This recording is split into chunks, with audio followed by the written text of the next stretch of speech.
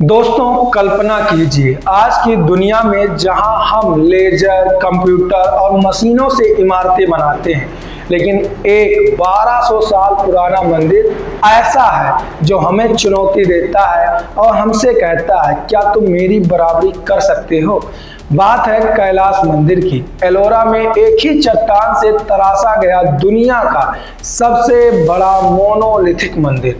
4 lakh ton पत्थर हटाया गया, ऊपर से नीचे खुदाई की गई और इतनी परफेक्ट सिमेट्री की वैज्ञानिक आज भी हैरान है। कैसे सिर्फ हथौड़े और छेनी से ये संभव हुआ? क्या ये सिर्फ इंसानी मेहनत थी या इसमें कोई दिव्य शक्ति थी? आज के मॉडर्न साइंस के मुताबिक हम इसे दोहराने की कोशिश करें तो सालों लगेंगे, करोड़ों खर्च होंगे, लेकिन हम इसकी बराबरी तब भी नहीं कर पाएंगे। हमारे पूर्वजों ने इसे कैसे कर दिखाया?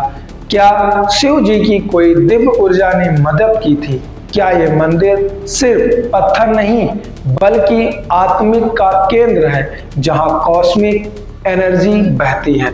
इस वीडियो में हम खोलेंगे सारे सवाल, मंदिर का इतिहास, निर्माण की तकनीक, रोचक कथाएं, दिव्य महत्व, अद्भुत नक्काशी और आखिर क्यों आज भी यह हमें प्रेरित करता है। अगर आप शिव भक्त हैं या इतिहास के दीवाने हैं तो यह वीडियो आपके लिए है। अंत तक जरूर देखिएगा क्योंकि हर एक हिस्सा एक नई खोज है। अब चलिए कहानी की शुरुआत शुरू से शुरू करते हैं। कैलाश मंदिर महाराष्ट्र के एलोरा गुफा कॉम्प्लेक्स में गुफा नंबर 16 है। एलोरा में 34 गुफाएं हैं। हिंदू, बौद्ध, जैन सब एक ही बासाल्ट चट्टाने से तराशी गई हैं।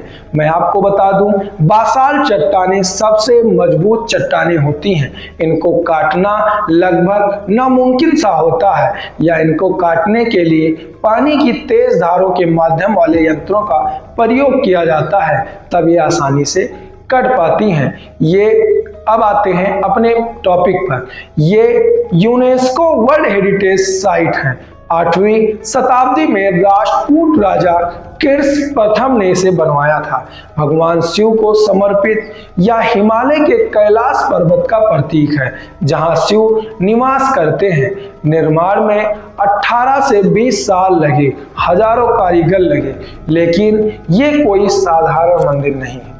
ये एक ही चट्टान से बना जैसे पहाड़ को काटकर शिव की मूर्ति बना दी गई हो। कहानी और रोचक हो जाती है जब हम निर्माण देखते हैं। आम मंदिर नीचे से ऊपर बनते हैं, लेकिन यहाँ ऊपर से नीचे खुदाई की गई है। आगे के हिस्से में मैं आपको ये बताऊंगा कि इस मंदिर की खुदाई ऊपर से नीचे करके क्यों बनाई गई है। मंदिर की लंबाई 276 फीट है, चौड़ाई 154 फीट, ऊंचाई 100 फीट। कम से कम 4 लाख टन चट्टानें हटाई गई हैं और वो चट्टानें कहाँ गई वो आज भी रहस्य है। मॉडर्न साइंस कहती है कि यह ब्रांच और छेनी और हथौड़ों से यह काम पूरा हुआ है, लेकिन इतने अच्छे तरीके से, वो भी डिम लाइट में, बिना मशीनों के कैसे संभव हुआ? वैज्ञानिक मानते हैं कि यह एशियन इंजीनियरिंग का चरम है, यानी वेस्ट मैनेजमेंट का, सेफ्टी का सब प्लान थे। लेकिन क्या सिर्फ मेहनत थी या कोई दिव्य प्रेरणा जिसके माध्यम से इतनी सुंदर और इतनी अद्भुत मंदिर का निर्माण हुआ? अब आते हैं कथाओं पर जो इस मंदिर की दिव्यता को जीवंत बनाती हैं। एक प्रसिद्ध लोक कथा है रानी की कि एक बार राजा बीमार पड़ते हैं। राजा कौन? राजा कृष्णदेव, जिन्होंने इस मंदिर का निर्माण करवाया था, और वो बहुत गंभीर रूप से बीमार हो जाते हैं। कोई भी दवा, कोई इलाज उनको पहले जैसा ठीक नहीं कर पाता है। तब महारानी जी शिव जी से प्रार्थना करती हैं कि यदि राजा ठीक हो जाएंगे तो वह एक भव्य शिव मंदिर बनवाएंगी और जब तक उसका शिखर नहीं देख लेंगी तब तक वह उपवास रखेंगी। राजा तो ठीक हो गए, लेकिन जिस प्रकार की मंदिर की कल्पना रानी जी ने की थी वह मंदिर बनवाने में वर्षों लग जाते, यानी तब तक रानी का उपवास चलता रहता। राजा जी ने कई कारीगरों को बुलाया, तब उन्हीं में से एक कारीगर ने कहा कि मैं मंदिर ऐसा बनाऊंगा कि उस मंदिर में शिखर सबसे पहले बन जाएगा। ऐसा ही हुआ। महाराजा के आदेश पर कारीगरों ने इस मंदिर का सबसे पहले शिखर बनवाया। इसीलिए कहा जाता है कि इस मंदिर का निर्माण ऊपर से लेकर नीचे तक हुआ था, यानी सबसे पहले शिखर का निर्माण रानी जी का उपवास तोड़वाने के लिए ही हुआ था। ये बताती है कि दिव्य भक्ति से असंभव भी संभव हो सकता है। दूसरी कथा मंदिर की नक्काशी से है। हम आप सभी सनातन भाई बहन ये जानते हैं कि रावण ने कैलाश पर्वत उठाने की कोशिश की थी। यहाँ पे एक आपको नक्काशी मिलेगी जिसमें रावण कैलाश हिलाने की कोशिश करता है और शिव जी अपने पैर से दबा देते हैं। ये शिव की अपार शक्ति को भी प्रदर्शित करता है।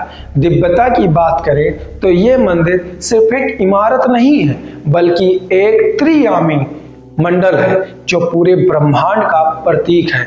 इसमें पवित्र ज्यामिति का उपयोग हुआ है, अनुपात बहुत संतुलित है और मुख्य दिशाएं उत्तर, दक्षिण, पूर्व, पश्चिम के साथ संरेखित भी हैं। हिंदू विश्व दृष्टि में ये विश्व स्तंभ का रूप है, जिसे एक्सिस मुंडी भी कहा जाता है, यानी स्वर्ग और पृथ्वी को जोड़ने वाला केंद्र।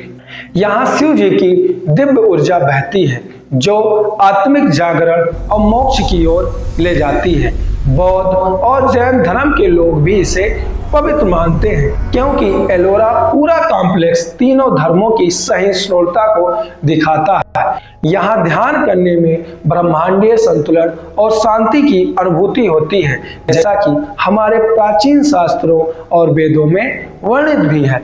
मंदिर की नक्काशी कहानी खुद कहती है। हाथी आधार पर टिका लगता है, जैसे शिव का वाहन हो। रामायण महाभारत के दृश्य यहाँ दीवारों दीवारों पर उकेरे गए हैं। गंगा यमुना जैसी देवियों के भी हमें यहाँ पर मूर्तियां उकेरी मिलती हैं। नरसिंह अवतार का भी जिक्र हुआ है। हर कोना दिव्य कथाओं से भरा है। और एक कहानी है इस मंदिर के तोड़ने की।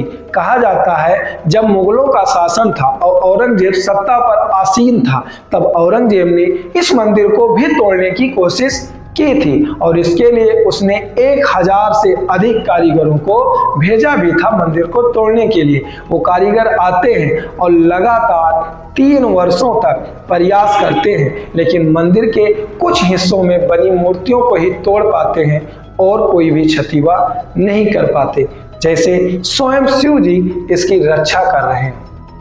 अगर वैज्ञानिकों की बात करें तो वैज्ञानिक मानते हैं कि कोई हमारी खोई हुई तकनीक है, जिस तकनीक के माध्यम से इस मंदिर का निर्माण किया गया है। ये पूरे से पूरी मंदिर आध्यात्मिक है और यहाँ पर बहुत सारी कॉस्मिक एनर्जियां मौजूद प्रतीत होती हैं। दोस्तों, कैलाश मंदिर दिव्यता और विज्ञान का संगम है।